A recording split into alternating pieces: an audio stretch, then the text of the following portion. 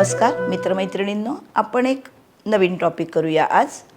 अस्तंगत ग्रह, ज्याला इंग्रजीमध्ये म्हणतात कॉम्बोस्ट प्लॅनेट्स. हे ऐकलेलं असतं आपण म्हणून सांगितलं. ग्रह अस्तंगत होतो म्हणजे काय, तर तो नाही आहे असा किंवा परिणाम देत नाही आहे असा होतो.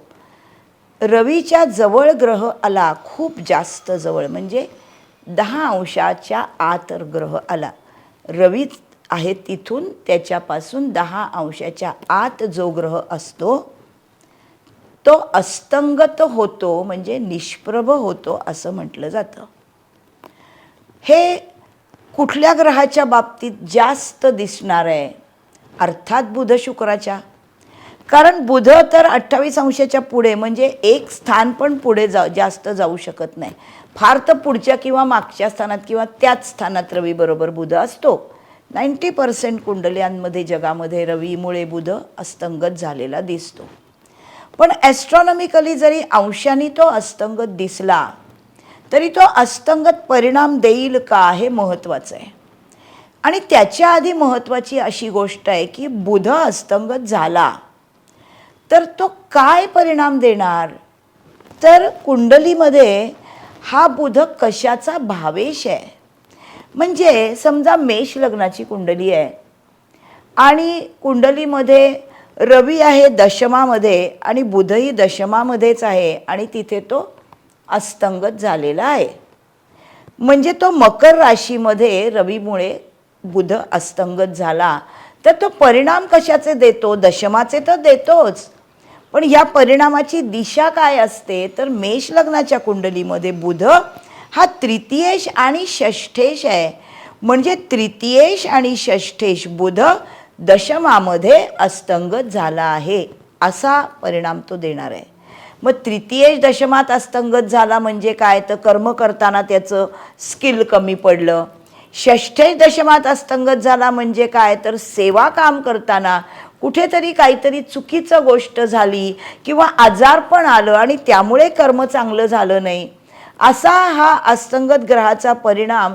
ज्या स्थानाचा तो भावेश आहे तिथून जिथे तो अस्तंगत झाला या दोन्ही स्थानांचा संबंध या अस्तंगत ग्रहाशी येतो. आता ग्रह अस्तंगत होताना काय परिणाम दिसणार आहेत, तर बुध अस्तंगत झाला तर बुद्धिमत्तेचे परिणाम, शुक्र अस्तंगत झाला तर सगळे ऐहिक सुख किंवा मौज मजा, औषधशास्त्राचा कारक. म्हणजे थोडक्यात जो ग्रह अस्तंगत होतो त्याचं जे कारकत्व आहे, त्याची काम करण्याची जी पद्धत आहे, तो ज्या ज्या क्षेत्रात काम करतो त्या क्षेत्रांमध्ये तो चांगलं काम करू शकत नाही, कारण तो अस्तंगत झाला. एवढाच अर्थ अस्तंगत ग्रहाचा आहे.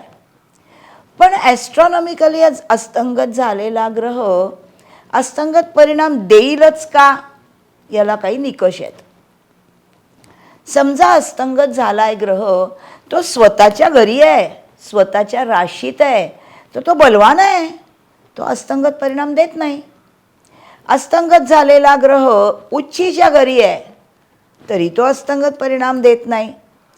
अस्तंगत झालेला ग्रह त्याच्या समोर त्याच्याच राशीकडे बघतोय तरीही तो अस्तंगत परिणाम देत नाही.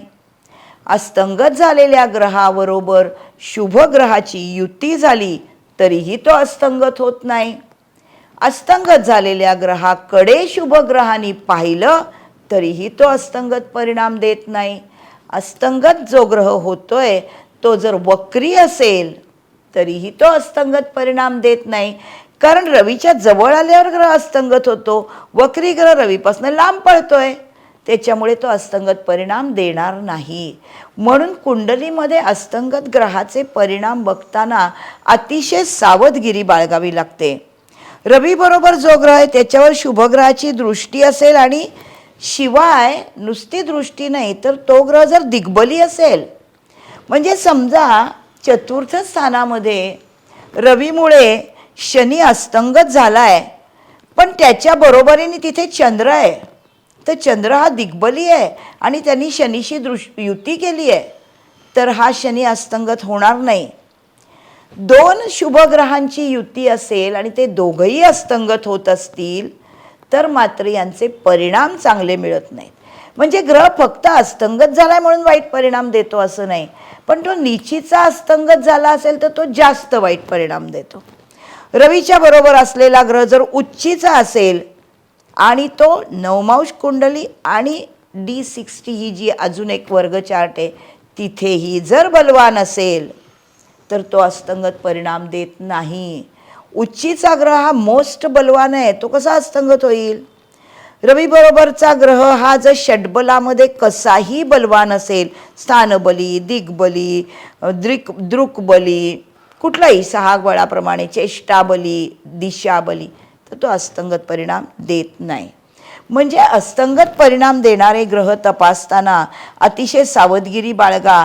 तो नीचीचा असेल, पापकर्तरीत असेल, D9 मध्येही निर्बली असेल आणि आहे तिथे नीचीचाच नुसता नाही तर तो अंशाने पण जर बलवान नसेल तर हा अशुभ परिणाम देणार आहे अस्तंगत झाल्यामुळे. कशाचे? ज्या स्थानात आहे त्या स्थानाचे. कशाप्रमाणे? ज्या भावेशात, जो भावेश म्हणून तो अस्तंगत झाला त्या भावांचे तो शुभ परिणाम देत नाही. त्यामुळे ह्याचे आपल्याला कुठे जास्त बघावं लागेल तर आपण जेव्हा मॅच मेकिंग करतो ना कुंडलीमधलं, त्यावेळेला लग्नेश अस्तंगत झालाय, सप्तमेश अस्तंगत झालाय, चतुर्थेश अस्तंगत झालाय, दशमेश अस्तंगत झालाय, भाग्येश अस्तंगत झालाय, पंचमेश अस्तंगत झालाय आणि हे केंद्र त्रिकोणाचे अधिपती अस्तंगत होऊन अस्तंगत परिणाम द्यायला बाध्य आहेत.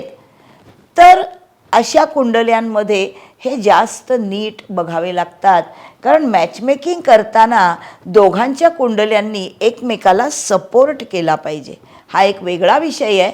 जाता जाता हे फक्त एक सूचना केली की असं बघणं महत्त्वाचं आहे.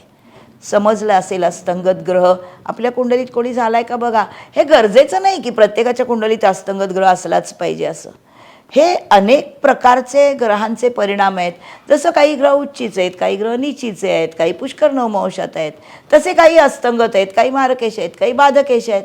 त्यांचे परिणाम कसे ते बघणं फार इंटरेस्टिंग आहे नाही का. आतापर्यंत तुम्हाला अनेक व्हिडिओ बघून हे समजायला लागलं आहे. सबस्क्राईब केलाच असेल तुम्ही माझा चॅनल. आपण असेच अजून छान छान व्हिडिओ पुढे बघूया. तोपर्यंत वाट पहा. Bye bye.